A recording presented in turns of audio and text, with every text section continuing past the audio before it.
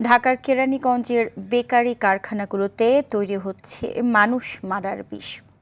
রুটি, cake, biscuit বানাতে ব্যবহার করা হচ্ছে পটাশিয়াম ব্রোমেট, আয়োডেট, ইস্টের মতো ক্ষতিকারক রাসায়নিক উপাদান। এছাড়া নোংরা অস্বাস্থ্যকর পরিবেশে তৈরি হচ্ছে মানহীন বিভিন্ন ধরনের আচার, টমেটো সস। তবে এইসব অবৈধ কারখানাগুলোর বিরুদ্ধে এখনও কোনো পদক্ষেপ নেয়নি প্রশাসন। কেরানীগঞ্জ থেকে রাজু আহমেদের পাঠানো তথ্যচিত্রে আরও জানাচ্ছেন আব্দুল হামিদ। ব্যস্ততায় পরিপূর্ণ নগর জীবনের সকাল বিকেলের নাস্তায় অনেকেরই পছন্দ পাউরুটি, কেক, রোল সহ নানা মুখরোচক খাবার, যা খায় শিশু থেকে শুরু করে বৃদ্ধরা। তবে এসব সুস্বাদু খাবারের পেছনের গল্পটা গা শিউরে ওঠার মতো। ঢাকার কেরানীগঞ্জের জিঞ্জিরায় নোংরা অস্বাস্থ্যকর পরিবেশে ময়লা আবর্জনার মধ্যেই তৈরি হচ্ছে বেকারি পণ্য।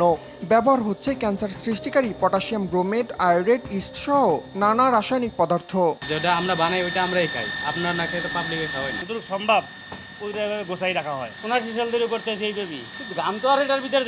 শুধু বেকারি নয়, অবৈধ কেমিক্যাল, কৃত্রিম রং আর মানহীন কাঁচামাল দিয়ে তৈরি হচ্ছে আচার আর টমেটো সস, যার একটিরও নেই অনুমোদন। অনুমোদনের খারাপ কিছু তো নাই।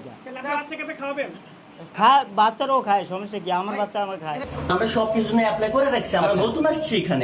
দেন আমাদের ফ্যাক্টরির বয়স একদম কম, 2 থেকে 3 মাস। প্রশাসনের নজরদারির অভাবেই বাড়ছে ভেজাল খাবারের দৌরাত্ম্য, বলছেন স্থানীয়রা। এটা বানায় যে গোল্লা কইরা, আস্তে গোল্লা কইরা তারপরে আপনি প্যাকেট করে 6 পিসে।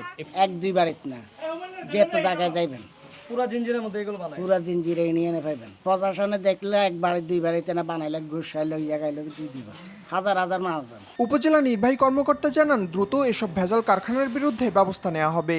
এখানে সচেতন নাগরিক আছেন, তাদেরকে অবশ্যই বলবো তারা যাতে এগুলো দেখভাল করে এবং উপজেলা প্রশাসনকে তারা যেন ওই বিষয়ে ইনফরমেশন দেয়, তাহলে আমরা যুগোপযোগী সিদ্ধান্ত নিয়ে দ্রুত ব্যবস্থা নিতে পারবো। প্রতি বছরই ভেজাল খাদ্যপণ্যের কারখানা নিয়ে তৈরি হয় সংবাদ। প্রশাসন পদক্ষেপ নেওয়ার আশ্বাস দিলেও থামানো যায় না তাদের। প্রশ্ন, কবে বন্ধ হবে তিলে তিলে মানুষ মারার এসব অবৈধ কারখানা?